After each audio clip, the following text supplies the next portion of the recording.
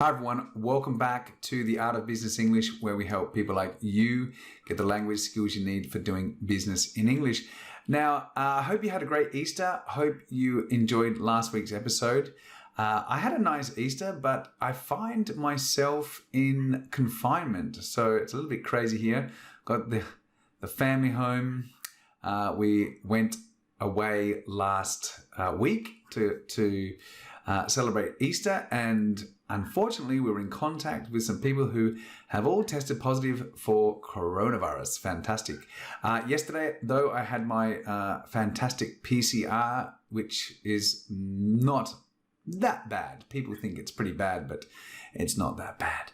And fortunately, I've come back negative, but now I have to still spend a few days at home. So here I am with the dog, the wife, the kids. It's strange times we're living in.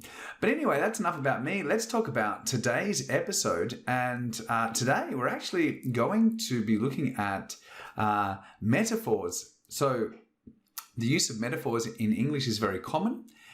So let's quickly look at what metaphors are. And according to the Cambridge Dictionary, a metaphor is an expression used in English that describes a person or an object which possesses similar characteristics to the thing that we're trying to describe.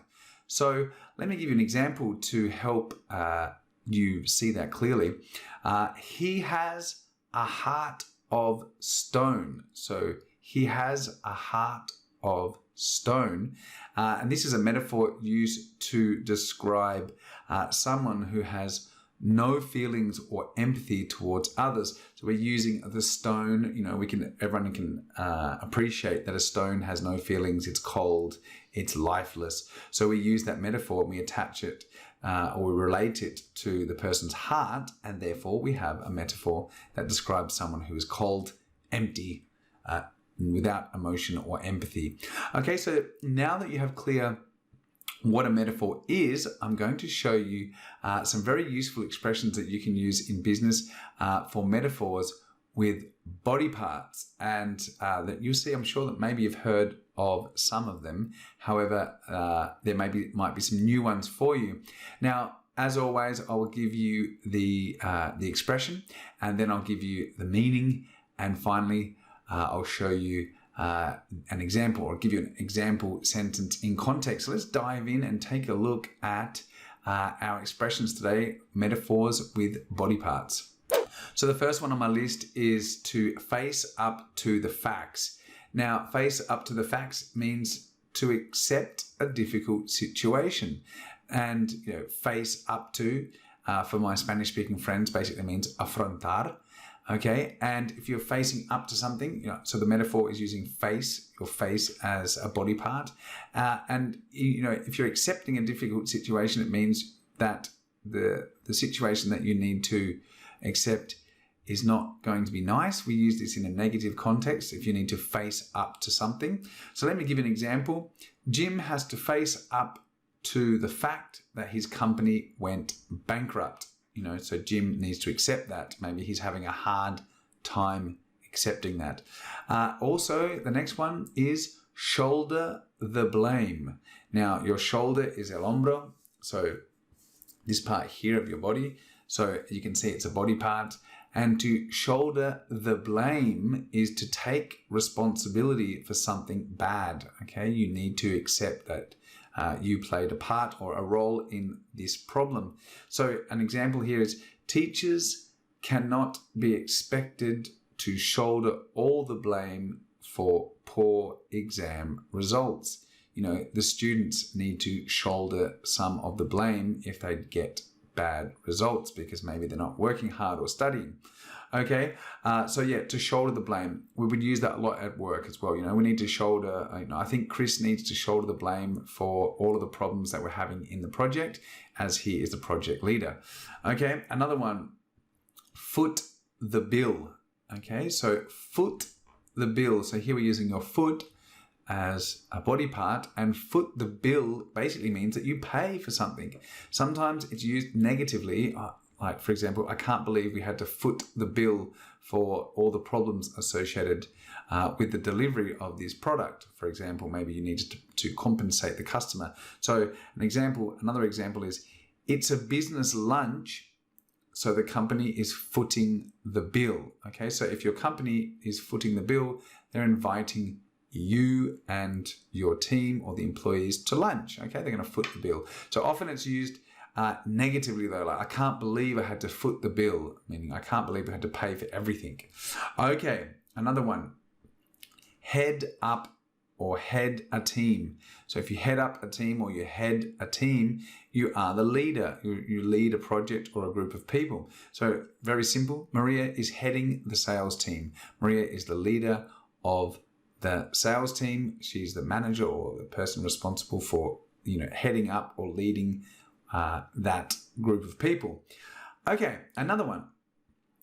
Keep someone on their toes. Keep someone on their toes. So if you keep someone on their toes, you make someone stay active and focused. Okay, because they have to be alert and ready because you're keeping them on their toes, meaning they're ready to jump and move at any point. So again, the body part here is your toes, which are obviously on your foot at the end of your feet. Okay, so an example is, the visit of the CEO kept everyone on their toes, meaning, the CEO was coming to the company, so everyone was a little bit nervous and ready to respond to whatever requests there were or any problems that might arise. So yeah, that's another good expression. All right, the next one is have an eye for. So to have an eye for means that you are good at noticing things. You have an eye, normally we say to have a good eye for detail. Okay, so let me give you an example. Salespeople need to have a good eye for detail so that they can see, maybe how people are reacting to certain, certain suggestions or certain offers. And it's also good to have a good eye for detail if you are correcting certain documents or, if you are trying to look for mistakes that people have made. All right, so let's look at the next one on my list, which is go hand in hand with. Maybe you haven't heard this one before. I like this expression though. So if something goes hand in hand with something, it means that it happens at the same time as the other thing or as a result of the other thing. So it's like they are in unison. They are happening together. Okay, so give me an example so you understand it. Educational deprivation and poverty go hand in hand. Okay, so a rise in an improvement in the economy goes hand in hand with an increase in inflation or things like that. So it's like they happen together at the same time. Like they typically occur, one occurs and the other. All right. Another one is rule of thumb. So rule of thumb, your thumb is, the large fat finger on your hand, if people don't know the word thumb. Rule of thumb is basically a practical and approximate way of doing or measuring something. Okay, so as a rule of thumb, I never start new projects on Fridays. So this means, as a general rule, as a rule of thumb, my philosophy is that I never start new projects on Fridays because it's not the time to do it. So generally, as a rule of thumb, that's what I do, meaning it happens it's something I adhere to. Okay, I like this one as well. The next one is knee-jerk reaction. Now, a knee-jerk reaction is basically like a quick reaction that does not allow you time to consider something carefully. So if you've ever been to the doctor, your knee is a rodillo, okay, if you're Spanish, but your knee is, if you go to the doctor and they want to test your reflexes, they hit you with a little thing on your knee and your leg just moves up and down, up and down. And that's because it's, a nervous system reaction to to a little stick being hit against your knee. So it's like an involuntary action. So when we say a knee-jerk reaction happens, it means that someone just responds quickly to an input without really considering any of the circumstances or or maybe any of the consequences. So here's an example. He said no immediately without considering our proposal. It was a typical knee-jerk reaction. So the person just went no.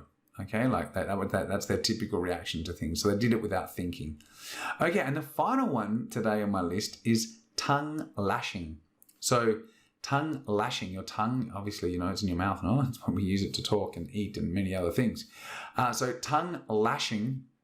So if you give someone a tongue-lashing, you speak angrily to that person about something that they have done wrong. So a tongue-lashing is when you speak like you're furious and you yell at someone. You say, why did you do that? Rah, rah. So you really get angry at someone and you lash them with your tongue. So lash is when you whip someone. Okay, so if you give someone 20 lashings, it means that you would whip them on the back with a whip. Okay, so a whip is like what cowboys have, like that they spin around. So if you whip someone with 10 lashings, then you strike them across the back with the actual whip, which is like a long rope. Okay, let me give you an example. So yesterday, Mark gave Jesse a tongue lashing for not finishing the reports on time. Okay, so Jesse got in trouble by Mark. Okay, and received some harsh comments. So those are some useful metaphors with body parts that we use very commonly in English, and that you can use them at work or in business tomorrow, and you can start using them now if you like. Okay, so really easy to use.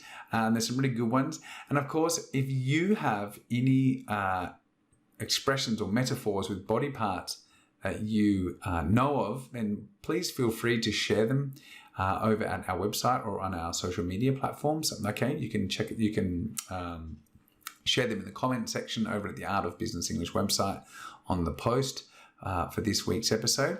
And that's all from me. I'm going to just go off now and spend some more time in quarantine until next week. And I'll be here working diligently as I always do. So everyone, have a great week. Take care. And I'll see you all next week for another episode of the Art of Business English. Bye for now.